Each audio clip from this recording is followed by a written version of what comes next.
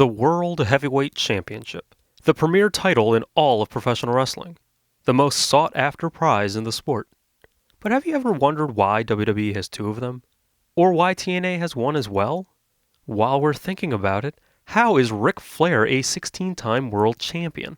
Well, to understand this a little better, we have to go back in time to see where this all came from. No further back.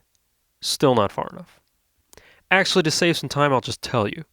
We'll have to go all the way back to 1905, with a quick stop in 1881, but I'll get to that in a moment, with George Hackenschmidt. You see, back in the day, people used to wrestle all over the world without actually recognizing anyone as the one champion to rule them all. That was until George Hackenschmidt decided that someone needed to be a world champion, and it might as well be him. Hackenschmidt went on a winning spree throughout Europe, defeating champions in Russia, Italy, and England. By this point, he was already recognized as a world champion by many, but not in America. You see, America had already established a champion, an American heavyweight champion to be exact. America had the same idea that Hackenschmidt had, but on a smaller scale. Back in 1881, Edwin Bibby was able to defeat Duncan Ross to become the first champion of America. Fast forward to 1905, and by then the American champion was a man named Tom Jenkins. Jenkins and Hackenschmidt faced off, and Hackenschmidt became the one and only true world heavyweight champion recognized by all as such.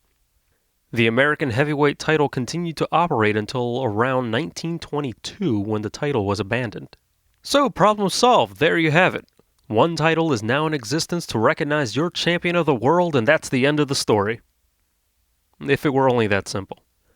You see, several other companies wanted a world champion to promote their shows, so they just created them and started going about like they were the carriers of the world title. In 1948, things were all over the place with champions in regional territories, so a group of promoters decided to put it all together and form the National Wrestling Alliance.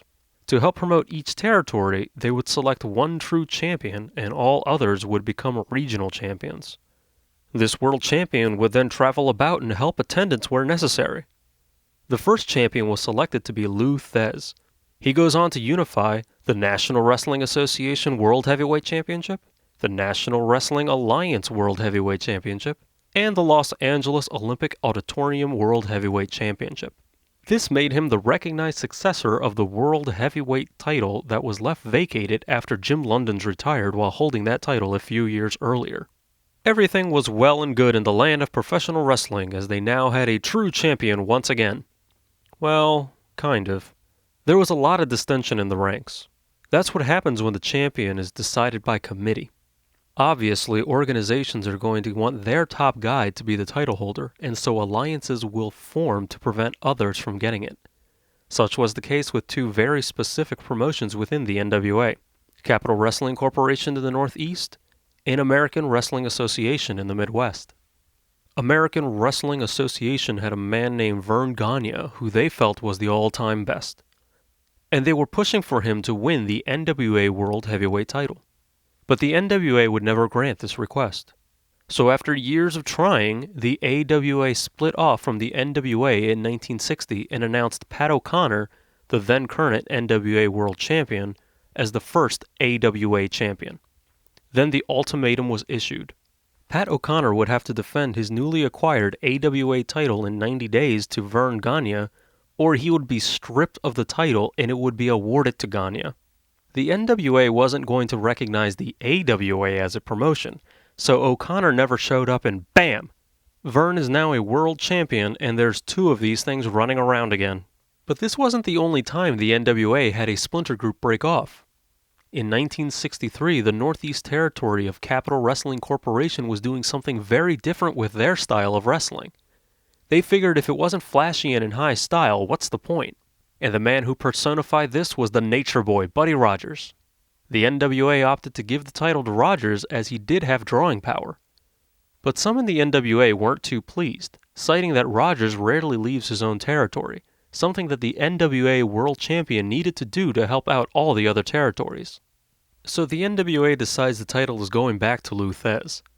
However, the match took place in a one-fall match in Toronto, which was unheard of. You see, at the time, the world title matches were all best 2 out of 3 falls. Nonetheless, Lou Thesz was the World Heavyweight Champion once again, and Capital Wrestling Corporation wasn't too thrilled with the idea. So they left the NWA and formed the Worldwide Wrestling Federation. They pretended to send Rogers to Rio de Janeiro, the land of misfit championship belts, so he could win the tournament and become the new World Heavyweight Champion. So now there are 3 of these things parading about like they're special. But it gets worse before it gets better. And trust me, it never actually gets better. In the late 80s, the number 1 NWA territory, Jim Crockett Promotions, was on the verge of bankruptcy. That's when their savior, Ted Turner, and his dump truck full of money came to the rescue. Ted Turner buys JCP and turns it into World Championship Wrestling. Along with the buyout, he uses the NWA World title as his premier title, lineage included. Now, Turner and crew aren't complete idiots. Not yet, at least. And they know they won't be with the NWA forever.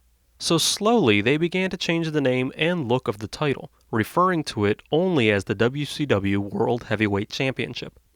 In 1993, the NWA and the WCW had a falling out, and the WCW seceded from the NWA.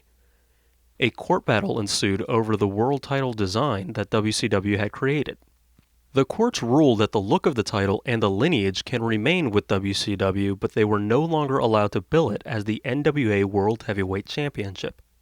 To complicate matters even more, WCW decided to not only have the WCW World Heavyweight title, but also the WCW International World Heavyweight title.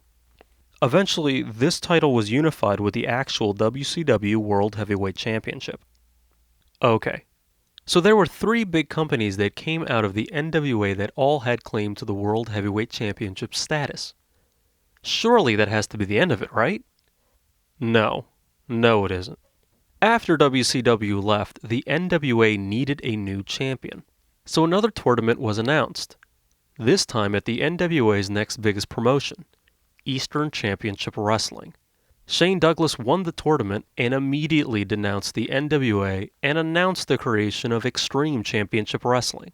Along with it, the ECW World Heavyweight Championship, and another title with a world status claim. The NWA carries about their business and holds another tournament to crown a champion, this time at Smoky Mountain Wrestling. Smoky Mountain did not do anything dastardly, like break off or make its own world title. They were perfectly content with the NWA. Okay, a quick recap. The AWA, the WWF, the WCW, and ECW all have claim to the world title status after breaking away from the NWA, who has had the claim since the turn of the century. The AWA folds in 1990 due to financial troubles, and the title is retired in the process. So there's one less title to think about, thankfully. In 2001, the WWF goes on a shopping spree and purchases WCW and ECW. The ECW title goes on hiatus, more on that title in a second, and the WCW title makes its debut on WWF television.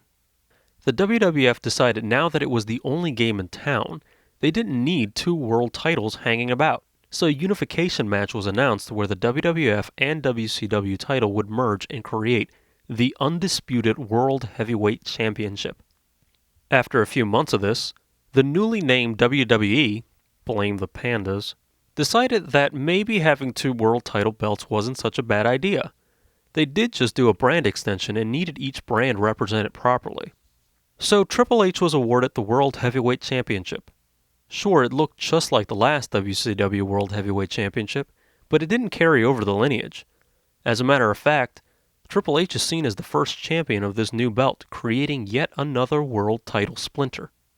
And this doesn't count the revitalization of ECW in the WWE.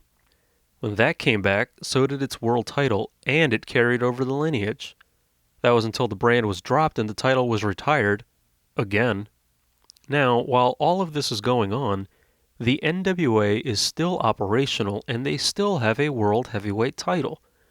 Wanting to get back to their glory days, they teamed up with a new up-and-coming promotion that was going to rival the WWE the same way that WCW did. The new promotion? NWA TNA. Created by Jerry and Jeff Jarrett as an alternative to WWE programming, the NWA allowed their titles to be used in this new promotion. However, like history has shown before, TNA left the NWA in 2004. They struck a deal to continue using the World Heavyweight title on their program, but in 2007, TNA officially dropped the NWA titles and introduced their own titles, with the NWA lineage still attached. And again, the NWA continues to march forward and still runs to this day. And there you have it, the 4 active World Heavyweight titles. The WWE Championship, the World Heavyweight Championship, the TNA World Heavyweight Championship, and the NWA World Heavyweight Championship. Except that those aren't the only World Heavyweight titles running about. This was actually just the story of the most complicated World Heavyweight title. When you realize that the world status can be given to a title after it has been represented around the world, the list starts to expand. You have the Ring of Honor World Heavyweight Championship, the Combat Zone Wrestling World Heavyweight Championship, the Pro Wrestling Guerrilla World Heavyweight Championship, and that's just in America. Japan and Mexico have their own world titles as well. So what does this mean, really? If there are all of these world titles running around, which one is the top? Who actually has claimed to be the best in the world? Well, that's all a matter of opinion. Which title do you feel has the most prestige? The one that's been around the longest? The one that's in the top wrestling company in the world? The one that you feel represents wrestling in its purest form? It's all up to you. Which also means that whichever lineage you want to recognize as legitimate is also up to you. So maybe R-Truth isn't a 2-time World Heavyweight Champion, and Ezekiel Jackson isn't a 1-time World Champion as well. Maybe all of these guys aren't World Champions in your eyes. And that's what makes wrestling fun. It really is all just a matter of opinion.